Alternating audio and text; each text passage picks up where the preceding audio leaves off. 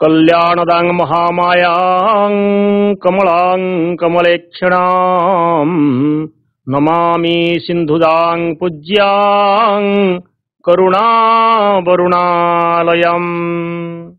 शुभ अपराह्न। मु प्रशांत कुमार त्रिपाठी सरकारी उच्च विद्यालय डमुकुड़ार संस्कृत शिक्षक। आज यही पवित्र माणवसा गुरुवार शुभ अवसर रे सुंदरगढ़ जिला शिक्षा कार्यालय वर्चुअल स्टूडियो रु समस्त को शुभ अभिवादन ज्ञापन करुछि। आज नवम श्रेणीर छात्र छात्री गोटे जातीय प्रीति उद्रेककारी कविता पाठ करा जिवो। पाइक बधुर उद्बोधन। सैनिकटीए हेबिरे मुही देश को सुरक्षा देवार पाई। सैनिकटीए हेबिरे मुही देश को सुरक्षा देवार पाई। रही सदा जागरत बैरी करी नीति हत। हाथ ठारी डाके माटी मा ता से बारे नीति हेबी ठिया। ता कोले जन्म लभिबा पाई रही सदा पथ चाही। तो ये जो सैनिकर कथा कहा जाइछि गोटे मनर संकल्प मनर भावना से आजिर पाठ्यक्रम रे रही आमर से सैनिक जे निजर जन्मभूमि लगी प्राणपात करि थाए। धन जन घर द्वार सबकिछि तुच्छ मणि थाए एवं जननी आ जन्मभूमि ता पई सबुठारु बड़ होई थाए।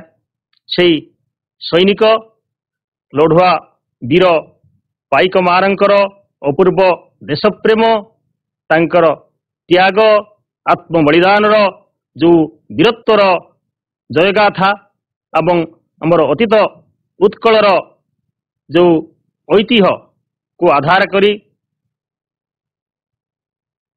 जो जड़े मानववादी दरदी कवि जे कि जातीय भावधारा रे उद्बुद्ध होई सबुबले मानव को प्रेरणा देउथिले, मानव समाज को दिग्दर्शन देउथिले। तांको कवितार शब्द माध्यम रे लेखनी चालना करी सेही कवि कर जो कृष्णचंद्र त्रिपाठींकर विरचित जो पाइक बधुर उद्बोधन कविताटी आमे एबे पाठ करिबा। तो कविताटी पाठ करिबा पूर्वरु आमे कवि परिचय आड़क गति करिबा।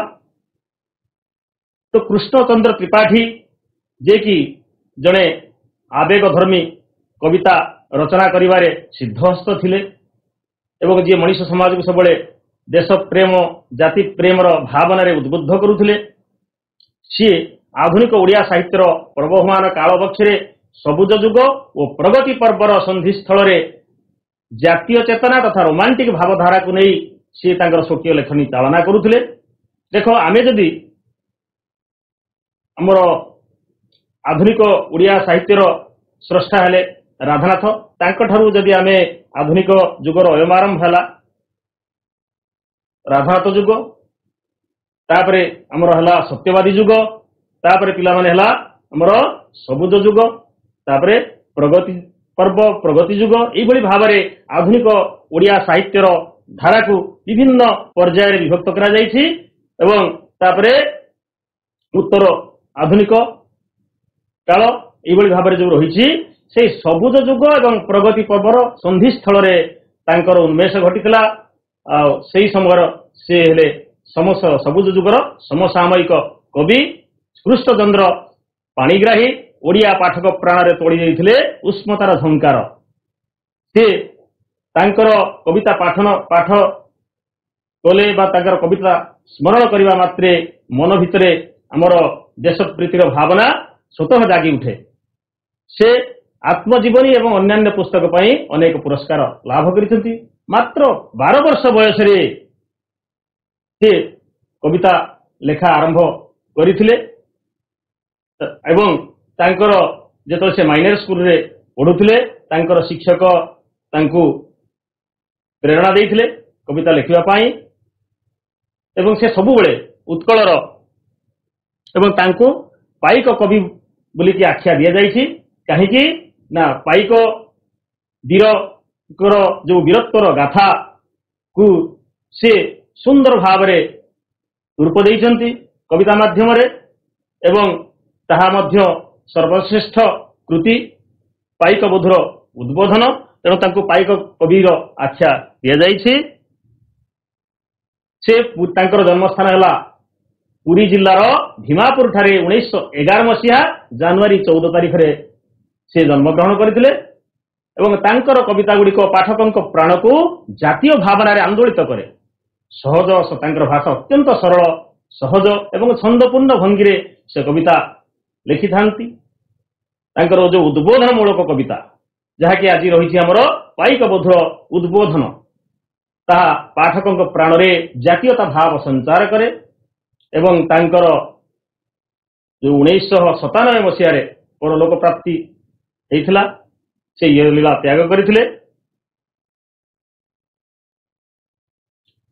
ତାଙ୍କର କୃତି ସମୂହକୁ ଆମେ ଆଲୋକପାତ କରିବା। ତାଙ୍କର କୃତି ସମୂହ ଭିତରେ ରହିଛି ଅଗ୍ନିଶଙ୍ଖ, ଆହୁତି, ମାଟିଦୀପ, ଦିଗ୍ବଳୟ, ପାଇକ ବୋଧର ଉଦ୍ବୋଧନ।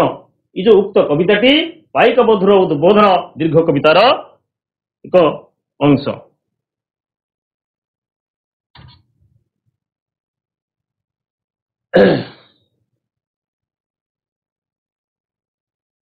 କବିତାର ଅନ୍ତଃସ୍ୱର ପାଇକ ବୋଧର ଉଦ୍ବୋଧନ ଶୀର୍ଷକ କବିତାରେ କବି କୃଷ୍ଣଚନ୍ଦ୍ର ତ୍ରିପାଠୀ ଉତ୍କଳର ଯୋଉ ବୀର୍ଯ୍ୟବତୀ ପାଇକ ରମଣୀର ଅନନ୍ୟ ତ୍ୟାଗ, ଯୋଉ ନାରୀ କେବଳ ଜନ୍ମଦାତ୍ରୀ ନୁହେଁ ସିଏ ମଧ୍ୟ ପ୍ରେରଣାଦାତ୍ରୀ ଆଉ ସର୍ବଂସହା, ସେ ଅନ୍ୟାୟକୁ ଠିକ ଭାବରେ ପ୍ରତିବାଦ କରିପାରେ, ସେ ଦୁର୍ନୀତି ଅତ୍ୟାଚାର ବିରୁଦ୍ଧରେ ଲଢ଼େଇ କରିପାରେ, ସେ ଜଣେ ଅବଳା ଦୁର୍ବଳା ନୁହେଁ ଯାହାକି ଆମେ ଭାରତ ଇତିହାସରେ ବା ଓଡ଼ିଶା ଇତିହାସରେ ଆମେ ଦେଖିବାକୁ ପାଇଥାଉ। ଆଉ ଝାନ୍ସୀ ରାଣୀ ଲକ୍ଷ୍ମୀବାଇ, ଦୁର୍ଗାବତୀଙ୍କ ପରି ଅନେକ ବୀରାଙ୍ଗନା କି ରଣଭୂମିରେ ଯେ ନିଜକୁ ଆହୁତି ଦେଇଥିଲେ ଏବଂ ତାଙ୍କର ବୀରତ୍ୱର କାହାଣୀ ସମସ୍ତଙ୍କ ମନରେ ଉଦ୍ବେଳନ ଭାବ ସୃଷ୍ଟି କରେ। ତ ସେଇଭଳି ପାଇକ ବଧୂର ଯୋଉ ଉଦ୍ବୋଧନ, ପାଇକ ବଧୂ ଯେ ସେ କିଭଳି ଭାବରେ ପାଇକ ମାନଙ୍କୁ ତାର ସମରସଜ୍ଜା ପାଇଁ ପ୍ରେରଣା ଦେଇକି ପଠଉଛି ଏବଂ ସେ କିଭଳି ଭାବରେ ତାର ସ୍ୱାମୀକୁ ସେ ଅତି ଶ୍ରଦ୍ଧାରେ ସମର କରିବା ପାଇଁ ଯୁଦ୍ଧ କ୍ଷେତ୍ରକୁ ଯିବା ପାଇଁ ସେ ପ୍ରେରଣା ଦେଇଛି ସେଇ କଥା ଏଠାରେ ସୁନ୍ଦର ଭାବରେ ଲେଖିଛନ୍ତି କବି କୃଷ୍ଣଚନ୍ଦ୍ର ତ୍ରିପାଠୀ। କଳିଙ୍ଗର ବୀରବାଳା ପାଇକ ବୋଧର ଅସୀମ ସାହସ ଓ ତାଙ୍କର ଯୋଉ ତ୍ୟାଗର ଅନନ୍ୟ ତ୍ୟାଗର କାହାଣୀ କବିଙ୍କ ପ୍ରାଣକୁ ବ୍ୟାକୁଳ କରି ଉଠିଛି, ଯାହାକି ସେ ତାଙ୍କ ମନରେ ସେଇ ଅତୀତର ସ୍ମୃତି ଜାଗ୍ରତ ହୋଇଛି ଏବଂ ସେ ଗୌରବ ଉଜ୍ଜ୍ୱଳ ଅତୀତର ବୀରତ୍ୱର ଗାଥାକୁ ମନେ ପକାଇଛନ୍ତି ଏବଂ ସମସ୍ତଙ୍କୁ ତାରି ଭିତରେ ସାମିଲ କରିଛନ୍ତି।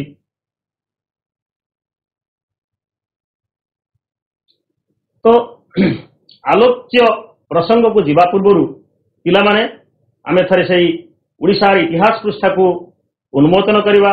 ଓଡ଼ିଶାର ଇତିହାସ ପୃଷ୍ଠାକୁ ଅବଲୋକନ କଲେ ଆମେ ଦେଖିବାକୁ ପାଇବା ପ୍ରାୟ ଦୀର୍ଘ 200 ବର୍ଷ ଧରି ଯେ ଇଂରେଜ ଶାସନାଧୀନରେ ଆମର ଦେଶ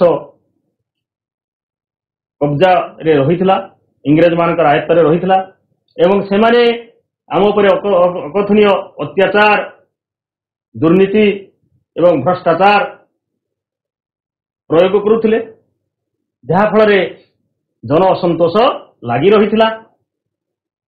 ତ 1803 ଖ୍ରୀଷ୍ଟାବ୍ଦରେ ପ୍ରଥମେ ଚିଲିକା କୂଳ ଦେଇକି ସେ ଓଡ଼ିଶା ଭିତରକୁ ପ୍ରବେଶ କଲେ। ସେଇ ଚତୁର ଯେ ବଣିକ ଜାତି, ଇଂରେଜ ଜାତି ସେଇ ଚିଲିକା ଉପକୂଳ ଦେଇ ସେତେବେଳେ ମାଲୁଦର ଯୋଉ ରାଜା ଫତେ ଅହମ୍ମଦ ତାଙ୍କୁ ସେ ବାଟ ଦେଖାଇଦେଲେ। ସବୁବେଳେ ଆମରି ଲୋକଙ୍କର ବିଶ୍ୱାସଘାତକତା ପାଇଁ आमे अनेक असुविधार सम्मुखीन होइछु। तो से ओडिशा को दखल करथिले, किंतु प्राचीन उत्कलर जो वीरमानक भितरे तांको मनरे जो वीरत्वर भावना थिला, जो अपूर्व साहसिकता थिला, एवं सेही भली गोटे स्थान होची जो खोर्धा, से खोर्धार माटी होची वीरर माटी, जेउठी की जन्म नैथिले अनेक बरपुत्र, अनेक वीर, इतिहास प्रसिद्ध वीर, एवं जो माटी की लालगढ़र माटी बोली कहा जाए, से भितरु आम माने अनेकंक नाम मध्य पिला माने तम सब सुनिथिबो, जे बक्सी जगबंधु, विद्याधर महापात्र, भ्रमर राय, दल बेहेरा, जहाँकि तो दल बेहेरा एकांकिकार मध्य पढ़ा जाउछि, एवं जयराजगुर जे कि ठाकुर राजा मुकुंद देवंकर समय रे जे मंत्री थिले, जे से इंग्रेज शासक आगरे केबे मुंड नुआई नथिले, किंतु तांकु ए निष्ठुर इंग्रेज शासक तांकु नेइकी गोटे बरगछरे बांधिकी तांकु फांसी दे दिथिला। एई भली भाबरे इमानकर जो त्यागपूर्ण जो जीवन, तांकर कहानी को नहीं जो ओडिशार इतिहास लेखा जाइछि, से माने जो पाइक वीर किभली भाबरे तांकर साहस प्रदर्शन करुथिले, किभली भाबरे तांकर समरसज्जा थिला, एवं से लालगढ़र माटी खोर्धार अतीतर इतिहास विषय रे एठी जो दरदी मानववादी कवि कृष्णचंद्र त्रिपाठी गाथा कवितारे संकलन करिसंती, जहाँकि पाइक बधुर उद्बोधन नाम रे नामित होइछि। तो आलोच्य प्रसंग रे आमे देखिबा जे पाइक बधू सी कौन करुछि ना तार स्वामी को अति श्रद्धारे से केबे मन भितरे आनी नाही काले तार स्वामी ये युद्ध रे जयलाभ करिवो कि परास्त हेबे, काले तार स्वामीर जीवन ए रणक्षेत्र रे चलीजिवो, से प्रति तार मनरे केबे हेले भ्रुक्षेप नाही, किंतु से तार स्वामी को अति श्रद्धारे किबळी भाबरे सजै आनुछि। आमे एठी देखिबाकू पाइबा जे ओडिशार अतीत ऐतिह्यर मुकसाक्षी जो लालमाटी खोर्धागढ़र समर प्रांगणर वर्णन किभଳି भाबरे हिची, एवं भारतर प्रथम जातीय संग्राम कहले पिला माने जे पाइक विद्रोह को बुझा जाय थाए, एवं पाइक विद्रोह जहाँकि 1817 ख्रीष्टाब्द रे संघटित होइथिला, जो प्रजा मेली सब होउथला इंग्रेज सरकार विरुद्ध से, इंग्रेज सरकार कौन करुथला ना लोक मानक उपरे अजथा सब भू कर, जमी कर, लुण मारिया पई कर, एवं पत्थर काटिया पई कर, एभली भाबरे जो कर बसौथला, एवं लोक माना नाना भाबरे निर्यातित होउथले, तार प्रतिवाद स्वरूप प्रजा मेली होउथला, एवं सेही प्रजा मेली क्रमे केंद्रीभूत हेकी प्रबल जन तीव्र जन असंतोष हैला, एवं तापरे विद्रोहर रूप रखनेला, विद्रोहर लेलिहार दीपशिखा जली उठीथिला, अग्निशिखा जली उठीथिला।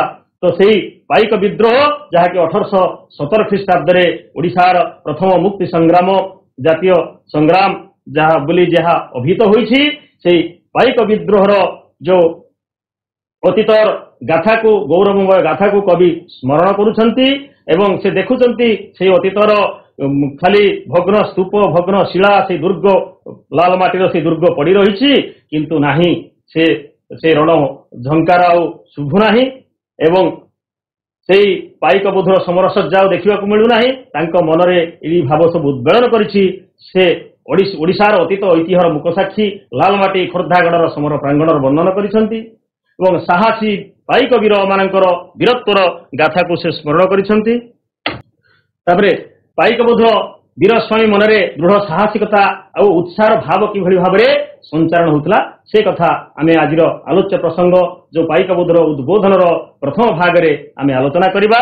पर्यायक्रम रे पाइक बधुर उद्बोधन।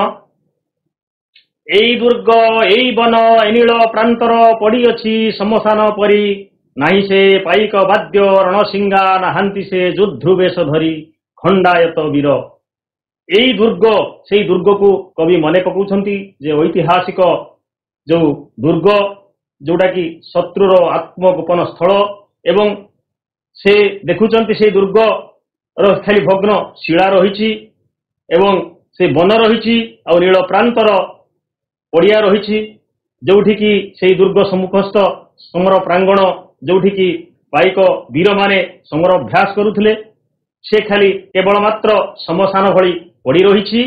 ଆଉ ସେ ପାଇକ ବାଦ୍ୟ ଆଉ ବାଜୁନାହିଁ, ରଣସିଙ୍ଗା ଆଉ ବାଜୁନାହିଁ କି ସେଇ ଖଣ୍ଡାୟତ ବୀରମାନେ ଯୋଦ୍ଧୁ ବେଶ ଧରିକି ଆଉ ସେଠାରେ ଯୁଦ୍ଧ ପାଇଁ ସମର ଅଭ୍ୟାସ କରୁନାହାନ୍ତି। ଏହା କବିଙ୍କ ପ୍ରାଣରେ ବ୍ୟଥା ସଞ୍ଚାର କରିଛି।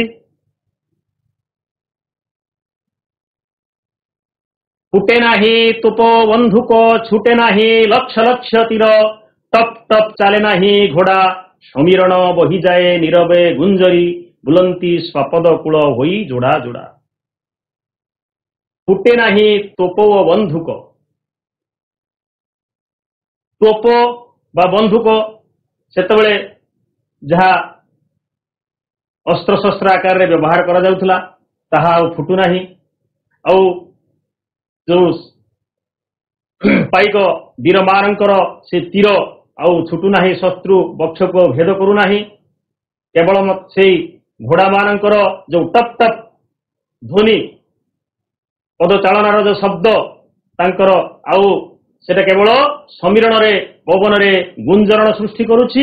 ଆଉ ସ୍ୱାପଦ କୂଳ ଯୋଉ ହିଂସ୍ର ପଶୁଜନ୍ତୁ ଯାହାକି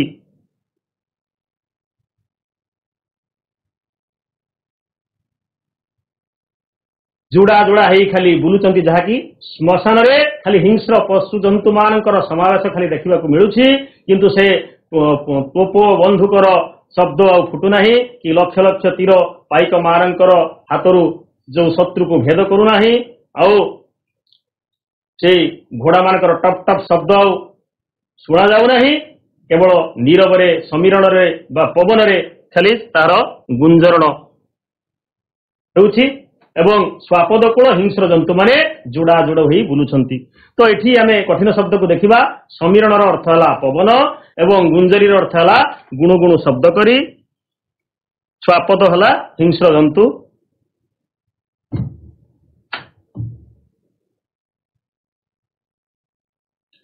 ତ ପ୍ରଥମ ପଦର କଠିନ ଶବ୍ଦ ହେଲା ଦୁର୍ଗ, ମାନେ ଗଡ଼, ଯାହାକି ଶତ୍ରୁର ଆତ୍ମଗୋପନ ସ୍ଥଳ। ବନ ତାର ଅର୍ଥ ହେଲା ଜଙ୍ଗଲ। ଦୁର୍ଗ ମାନେ ଦୁଃଖରେ ଦୁଃଖେନ ଗମ୍ୟତେ ଇତି ଦୁର୍ଗ, ଯୋଉଠିକି ଶତ୍ରୁ ସହଜରେ ଯାହାକୁ ଭେଦ କରିପାରେ ନାହିଁ। ଯେମିତି ଆମର ଇତିହାସ ପ୍ରସିଦ୍ଧ ବାରବାଟୀ ଦୁର୍ଗ। ଦୁର୍ଗ ସାଧାରଣତଃ ଶତ୍ରୁ ଯୋଉଠି ରହିଥାଏ ତାର ସେଇ ଦୁର୍ଗର ଚାରି ପାଖରେ ଜଳାଶୟ ରହିଥାଏ। ଯେଭଳି ଭାବରେ ଆମର ଏବେ ରାଇବଣିଆ ଦୁର୍ଗ ରହିଛି, ଆଉ ଲାଲ କିଲ୍ଲା ଯୋଉ ଦିଲ୍ଲୀରେ ରହିଛି, ରେଡ ଫୋର୍ଟ, ତ ଏଇ ସବୁ ଦୁର୍ଗ ଆଉ ବାରବାଟୀ ଦୁର୍ଗର ଭଗ୍ନାବଶେଷ ଆଜି ମଧ୍ୟ ରହିଛି। ଆଉ ପ୍ରାନ୍ତର ମାନେ ହେଲା ଓଡ଼ିଆ। ରଣସିଙ୍ଗା, ସିଂହରେ ତିଆରି ଏକ ପ୍ରାଚୀନ ତୁଇକୁ ରଣସିଙ୍ଗା କୁହାଯାଏ। ଯୋଉ ରଣସିଙ୍ଗା ବଜେଇଲେ ମନରେ ଗୋଟିଏ ରୋମାଞ୍ଚ ଭାବ ସୃଷ୍ଟି ହୁଏ, ଗୋଟେ ବୀରତ୍ୱର ଭାବ ଜାଗୃତ ହୁଏ।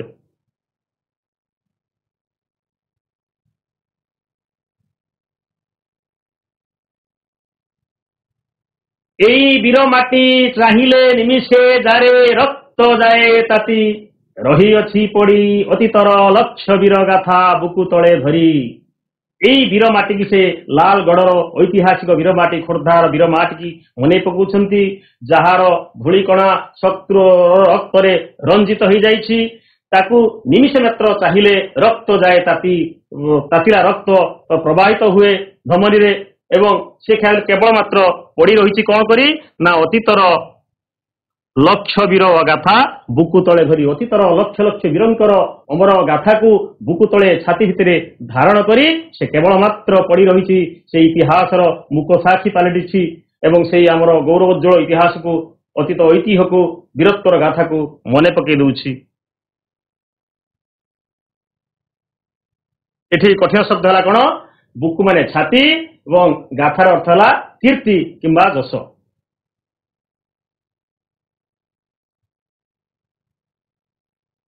ନେକ୍ସଟ stanza, କହ କହ ହେ ବନ ପ୍ରାନ୍ତର, କହ କଥା ସମର ପ୍ରାଙ୍ଗଣ, କହ କଥା ଭଗ୍ନ ଦୁର୍ଗଶିଳା, କହ କଥା ଶୈଳ କାନନ।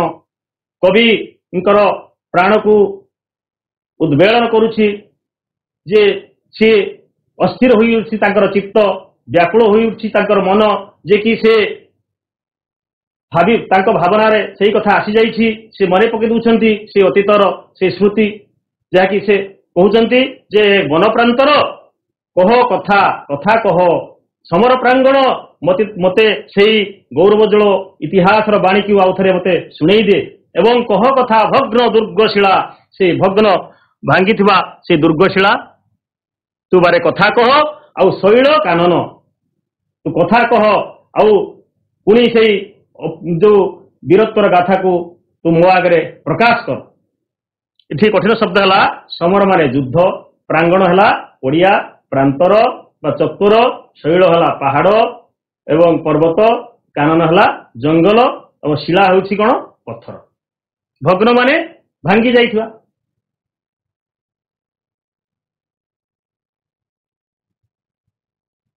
केमंत से खंडायत बधू रण सिंगा बजाई बजाई वीरबेशे समर प्रांगणे आनिलाता स्वामी रे सजाई।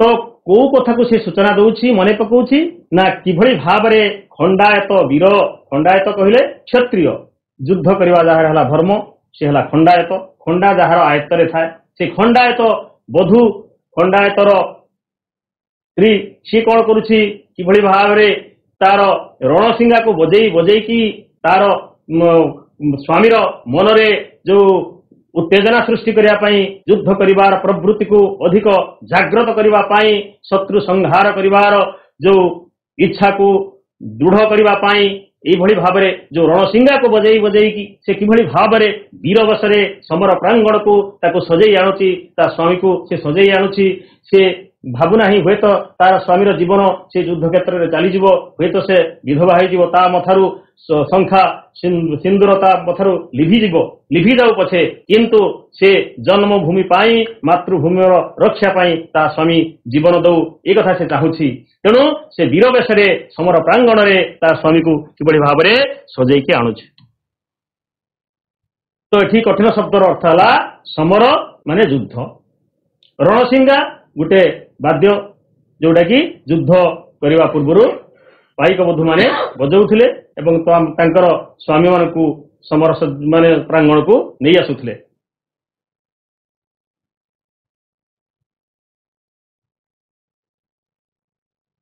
ताहले आमे एपर्यंत जहाँ सब पढ़िले आमर ऐतिहासिक जो खोर्धा लाल माटीर जो दुर्ग विषय आमे जानिले तार गौरवोज्वल इतिहास तार वीरत्वर गाथा एवं जो कि बीर्जवती बाला जे अपूर्व साहस एवं प्रेरणा जे कि पाइक मनरे से संचार करुथला एवं ताकू से वीर बेशरे सजेई दउथला युद्ध रण क्षेत्र को से पठेई दउथला तांकर समर सज्जा रो प्रस्तुति विषय में टिके जानिले एवं पाइक माने किभଳି भाबरे तांकर समर अभ्यास से करुथले एवं सही कथा को कवि मने पकाउछंती से भग्न दुर्ग शिला को से जेतोळे अवलोकन करूछंती जेतोळे देखिछंती से जो खोर्धा रो लाल माटी खोर्धागढ़ लाल माटी को से देखुछंती से कथा से मने पकाइछंती से विषय में जानिले से किभଳି भाबरे रणसिंगा बजेई बजेई ता स्वामी को अति श्रद्धारे यत्न सहकारे से आणुथला एवं ता मनरे अपूर्व उत्साह एवं प्रेरणा भरी दउथला युद्ध करिया पई ता मनरे शतसिंहर बल जागृत होवा पई से किभଳି भाबरे सहायता होउथला आमे जानिले। एबे आमे प्रश्नावली का आलोचना करिबा पिला माने टिके ध्यान रखिबो जे संक्षेप रे उत्तर दियो श्मशान परी कौन पड़ी बोली कवि कहिसंती। सरकारी उच्च विद्यालय रंपुड़ा श्मशान परी कौन पड़ी बोली कवि कहिसंती। प्रथमे रही प्रथम पदरे ही रही श्मशान परी कौन आउ किए कहि परिबो श्मशान परी कौन पड़ी रही प्रथम गाड़ी रे मध्ये रही गवर्नमेंट हाईस्कूल मायावाल उत्कलर प्राचीन दुर्ग वन और प्रांतर श्मशान पड़ी रही बोली कवि कहिसंती। प्राचीन दुर्ग वन प्रांतर एई दुर्ग एई वन ए नील प्रांतर पड़ी अच्छी श्मशान परी तो यही प्रथम पदर हुए आमे जानी परिबा। तेणु पिला माने जेकोसे कविता आमे ताकू पढ़िबा बुझिबा एवं ताकू मने रखिया पई जदि चेष्टा करिबा ताहले निश्चित भाबे प्रश्नर उत्तर देबा पई सक्षम होई परिबा। तापर द्वितीय प्रश्न है योद्धा माने केउ वेश योद्धा वेश केउ माने धारण करुले योद्धा वेश साधारणतः केउ माने धारण करिथांती योद्धा वेश खंडायत वीर माने धारण करुले वेरी गुड योद्धा वेश माने धारण करुले खंडायत वीर माने धारण करुले समीरण किपरि बहि जाए तृतीय प्रश्न है समीरण समीरण माने कोन पवन पवन किपरि बहि जाए विवेकानंद हाई स्कूल नीरपरि गुणगुण करी बहि जाए नीरवरे गुंजरण करी गुणगुण करी बहि जाए वेरी गुड नीरवरे गुंजरण करी समीरण बहि जाए समीरण बा पवन बहि जाए तापर चतुर्थ प्रश्न हला स्वापद कूल केउठारे बुलुछंती स्वापद कूल कहिले हिंस्र जंतु माने केउठारे बुलुछंती स्वापद कूल केउठारे बुलुछंती स्वापद कूल केउठारे बुलुछंती स्वापद कूल प्राचीन दुर्ग वन प्रांतर रे जोड़ा जोड़ा होई बुलुछंती जोठी की श्मशान भଳି पड़ी रहिछि एवं से आउ से रण क्षेत्रर परिवेश सेठी आउ नाही केवल मात्र से दुर्ग भग्नशिला से सब पड़ी रहिछि सेही जगह रे स्वापद कूल खाली बुलुछंती बा हिंस्र जंतु माने बुलुछंती वीर माटी बुकु तळे कोन धरी पड़ी रहिछि बोली कवि कहउछंती बुकु तळे कोन से धरिछि तार छाती भितरे को स्मृति को से उज्जीवित करी रखिछि साइटिकी रखिछि वीर माटी बुकु तळे अतीतर लक्ष्य वीरंकर गाथा को से धरिकी पड़ी रहिछि उज्जीवित करी रखिछि षष्ठ प्रश्न हला कवि कृष्णचंद्र त्रिपाठी कविता पाठक प्राण रे काहीकि जातीयता भाव जागृत करे ताको कविता रे तांकर शब्द रे कोन एभଳି शक्ति रहिछि जे कि पाठक पढ़िला मात्रे ता मन रे जो जातीयता भाव उद्रेक हुए कवि परिचय से लेखाई रही से मानव धर्मी एवं आवेगपूर्ण कविता से लिखुले दरदी से कवि एवं तांकर कविता गुड़िक सब अतीतर ऐतिह्य आम ओडिशार ऐतिह्य एवं परंपरा को लेकिन रचित होईछि एवं पाइक वीर मानकर वीरत्वर गाथा को तेणु ताकू पढ़िला माने आम मन भितरे जातीयता भाव उद्रेक हुए जे कवि कृष्णचंद्र त्रिपाठी कविता गुड़िक ओडिशा और ओडिया ऐतिह्य विषय एवं परंपरा करेकी समृद्ध होइथिबारु रुद्धिमंत होइथिबारु पाठक प्राण रे जातीयता भाव सृष्टि करे 7 नंबर केउ स्थान रे आउ तोप फुटे नाही अति सरल प्रश्न केउ स्थान रे आउ तोप फुटे नाही किंबा घोड़ा टप टप चले नाही गवर्नमेंट हाई स्कूल डमकुड़ा केउ स्थान रे आउ तोप फुटे नाही किंबा घोड़ा टप टप केउ स्थान कथा आथि वर्णना करा जाउछि दुर्ग कथा आथि सेही भग्न शिलास्तूप से दुर्ग कथा एठी हमें पढ़ुछंती तेणु से दुर्ग रे आउ से तूप शब्द बा बंधुकर गुलीर गुडुम गुडुम शब्द आउ शुभ नाही कि घोड़ार से टप टप ध्वनि पदचालनार ध्वनि आउ एठी सुना जाउ नाही सेटा शुभ नाही ताले दुर्ग रे आउ तूप फुटे नाही किंबा घोड़ा टप टप चले नाही एठी विभिन्न प्रकार ऑप्शन मध्य आसी जाई पारे दुर्ग रे प्रांतर रे क्षेत्र रे विभिन्न प्रकार आसीबो ऑप्शन ता भितर तमे दुर्ग रे एटा को लिखिबो वीर माटी को देखिले मन रे की भावना सृष्टि हुए तो अतीतर लक्ष लक्ष वीरंकर जीवन गाथा को बुकु तळे धारण करथिबा वीर माटी को से वीर माटीटा केमिति न अतीतर लक्ष लक्ष वीरंकर जीवन गाथा को तार अमरत्वर गाथा को जे बुकु तळे छाती तळे धारण करके धरिछि सेही ताकू देखिले हम अपूर्व प्रेरणा रे रक्तटा ताती उठे बोली कवि तांकर अभिमत प्रकाश करचंती मत प्रदान करिछि तापरे द्वितीय प्रश्न शून्य स्थान पूरण कर अतीव सरल प्रश्न देखो एई दुर्ग ए वन ए नील प्रांतर समसान परी वेरी गुड समसान परी द्वितीय प्रश्न टप टप चले नाही घोड़ा देश बहि जाए नीरवे गुंजरी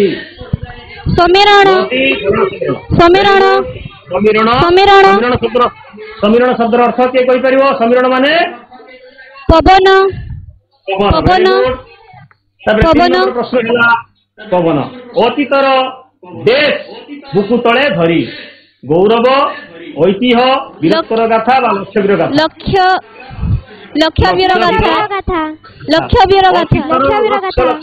गाथा को बुकु तळे धरी पड़ी रही 4 नंबर प्रश्न है केमंते से देश रणसिंगा बजाई बजाई खंडायत वीर खंडायत वधु वेरी गुड खंडायत वधु 5 नंबर प्रश्न है वीर बेसे देश आनिला स्वामी रे सजाई କେଉଁଠାକୁ ଆଣୁଥିଲା ରଣକ୍ଷେତ୍ର ସମର ପ୍ରାଙ୍ଗଣେ ସମର ପ୍ରାଙ୍ଗଣେ ସମର ପ୍ରାଙ୍ଗଣକୁ ସେ ସଜେଇକି ତା ସ୍ୱାମୀକୁ ସଜେଇକି ଆଣୁଥିଲା। ତାପରେ କ ସ୍ତମ୍ଭ ଖ ସ୍ତମ୍ଭରେ ଥିବା ଏବେ କ ସ୍ତମ୍ଭରେ ଥିବା ପଦ ସହିତ ଖ ସ୍ତମ୍ଭକୁ ଆମେ ମିଳନ କରିବା। ସ୍ୱାପଦ କୂଳ ନୀଳ ନୀଳ ସହିତ କଣ ପଡିବ? ଭେରି ଗୁଡ ନୀଳ ପ୍ରାଙ୍ଗରେ ନାହିଁ ନୀଳ ପ୍ରାନ୍ତର ଯୋଉଟା କି ପ୍ରଥମ ଧାଡିରେ ରହିଛି ନୀରବେ ଗୁଞ୍ଜରୀ ସମର ପ୍ରାଙ୍ଗଣେ ଭେରି ଗୁଡ ସମର ପ୍ରାଙ୍ଗଣେ। ପ୍ରତିଶବ୍ଦ ଲେଖିବା ପିଲାମାନେ ପ୍ରତିଶବ୍ଦ ଯେମିତି ସୂର୍ଯ୍ୟଙ୍କର କେତେଟା ପ୍ରତିଶବ୍ଦ ରହିଛି ତପନ ରବି ଅରୁଣ ଭାସ୍କର ବିକର୍ତ୍ତନ ଏଇଭଳି ଭାବରେ ପ୍ରତିଶବ୍ଦ ଏବେ ଆମେ ଲେଖିବା। 1 ନମ୍ବର ହେଲା ବନ ବନ ପାଇଁ କଣ କଣ ପ୍ରତିଶବ୍ଦ ସବୁ ପ୍ରୟୋଗ କରାଯାଇଥାଏ? ବନ କହିଲେ ଜଙ୍ଗଲ କଣ ପ୍ରତିଶବ୍ଦ ଆସିବ? ଭେରି ଗୁଡ ବନ ଶୈଳ ଶୈଳ ହବନି ଶୈଳ ମାନେ ପର୍ବତ କାନନ କୁହ ଆଉ କିଏ କହିବ? କାନନ ଅରଣ୍ୟ ଜଙ୍ଗଲ କାନନ ଅଟବୀ ଅରଣ୍ୟ ଜଙ୍ଗଲ ବିପିନ ଏଇଭଳି ଭାବରେ ବନର ସବୁ ଅନେକ ପ୍ରତିଶବ୍ଦ ରହିଛି। ତାପରେ ନେକ୍ସଟ ହେଲା ଘୋଡା ଘୋଡା ପାଇଁ କଣ ପ୍ରତିଶବ୍ଦ ସବୁ ରହିଛି? ଅଶ୍ଵ ଆଉ କଣ ହେଇପାରିବ? ଘୋଡା କ୍ଷିପ୍ର ଗତିରେ ଯାଏ ମାନେ ତ୍ୱରା ଗତିରେ ଯାଏ ଶୀଘ୍ର ଯାଏ ବୋଲି ତାକୁ କଣ କୁହାଯାଏ? ତୁରଗ ବା ତୁରଙ୍ଗମ କୁହାଯାଏ। ଆଉ ବାଜି ମଧ୍ୟ କୁହାଯାଇଥାଏ ଅଶ୍ଵ ବାଜି ତୁରଗ ତୁରଙ୍ଗମ ଏଇଭଳି ଭାବରେ ଘୋଡା ପାଇଁ ଅନେକ ପ୍ରତିଶବ୍ଦ ରହିଛି। ନେକ୍ସଟ ସମୀରଣ ସମୀରଣର ପ୍ରତିଶବ୍ଦ କଣ ହବ ପିଲାମାନେ? ପବନ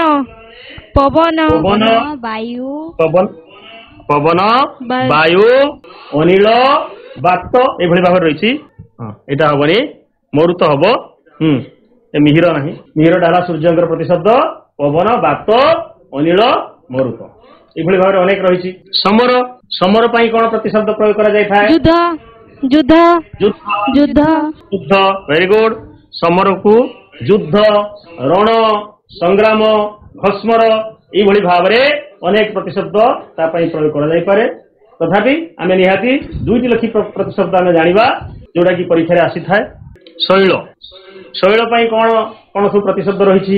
ପର୍ବତ ମହିଧର ଶୈଳୀ ଅଚଳ ପର୍ବତ ମହିଧର ପାହାଡ ଗିରି ମହିଧର ଯେ ମହିକି ଧାରଣ କରିଛି ମହିଧର ନଗ ନ ଗଚ୍ଛତି ଇତି ନଗ ଯିଏ ଯାଏ ନାହିଁ ଅଟଳ ଅଚଳ ଭୂଧର ଏଇଭଳି ଭାବରେ ଶୈଳର ଅନେକ ପ୍ରତିଶବ୍ଦ ରହିଛି। ତାହେଲେ ଆମେ ଆଜି ଯୋଉ ସବୁ ପ୍ରଶ୍ନାବଳୀ ଆଲୋଚନା କଲେ ତା ଭିତରୁ ଆମେ ଅନେକ କଥା ମଧ୍ୟ ଜାଣିବାକୁ ପାଇଲେ। ନିଶ୍ଚିତ ଭାବରେ ତମକୁ ଆଜିର ଯୋଉ ଅଧ୍ୟାୟଟି ଭଲ ଲାଗିଥିବ। ତେବେ ତୁମ ପାଇଁ ଗୃହ କାର୍ଯ୍ୟ ହେଉଛି ଯେ ଅତୀତରେ ପାଇକ ମାନଙ୍କର କାର୍ଯ୍ୟାବଳୀ ଗୁଡିକ ଲେଖ। ପାଇକ ମାନଙ୍କର ବୀରତ୍ୱର ଗାଥା ବିଭିନ୍ନ ପାଇକ ମାନଙ୍କ ସମ୍ବନ୍ଧୀୟ ବିଭିନ୍ନ କବିତା ଅନେକ କବିମାନେ ରାଧାନାଥ ଗଡନାୟକଙ୍କ ଠାରୁ ଆରମ୍ଭ କରି ଅନେକ କବିମାନେ ସବୁ ଲେଖିଛନ୍ତି ପାଇକ ମାନଙ୍କର ବୀରତ୍ୱର କାହାଣୀ ବିଷୟରେ। ତେଣୁ ସେ ପାଇକ ମାନେ କଣ କରୁଥିଲେ ଜନ୍ମଭୂମି ପାଇଁ କେମିତି ପ୍ରାଣପାତ କରୁଥିଲେ ତାଙ୍କର କଥା ସବୁ ଲେଖିବ ଏବଂ ତୁମର ଶ୍ରେଣୀ ଶିକ୍ଷକଙ୍କୁ ଦେଖେଇବ। ଆଶା କରୁଛି ପିଲାମାନେ ଆଜିର ଏହି ପାଇକ ବୁଦ୍ଧର ଉଦ୍ବୋଧନର ପ୍ରଥମ ଭାଗ ନିଶ୍ଚିତ ଭାବରେ ସମସ୍ତଙ୍କର ମନକୁ ଛୁଇଁଥିବ। ତା ଭିତରେ ଯଦି କିଛି ଅବୋଧ ବା କଠିନ ତା ମନକୁ ଆସୁଥାଏ ତାହେଲେ ପରବର୍ତ୍ତୀ କକ୍ଷାରେ ଆମେ ମଧ୍ୟ ତାକୁ ପଚାରିକି ବୁଝିପାରିବା କିମ୍ବା ତମର ଶ୍ରେଣୀ ଶିକ୍ଷକଙ୍କ ଠାରୁ ତମେ ପଚାରି ମନରୁ ସଂଶୟ ଦୂର କରିପାରିବ। ସମସ୍ତଙ୍କୁ ଆଉ ଥରେ ଧନ୍ୟବାଦ ଦେଇ ଆଜିର ଅଧ୍ୟାୟରୁ ବିରତି ଲାଭ କରୁଛି।